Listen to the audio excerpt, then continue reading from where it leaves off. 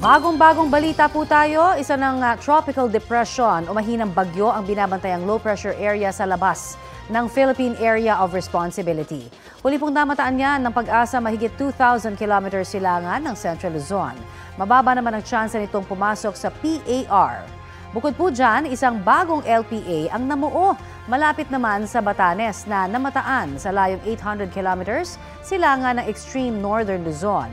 Isa pang LPA ang binabantayan sa labas ng PAR, 1,435 kilometers, silangan ng Eastern Visayas.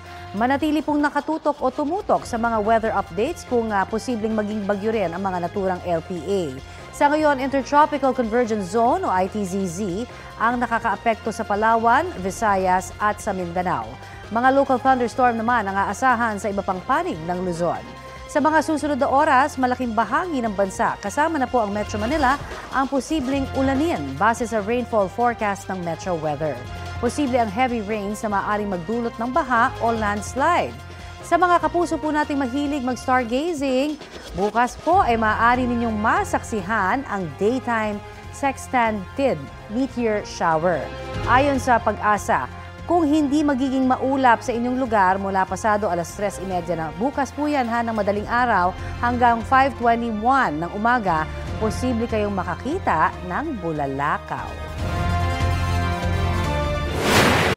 Kapuso, para sa mga maiinit na balita, mag-subscribe sa GMA Integrated News sa YouTube.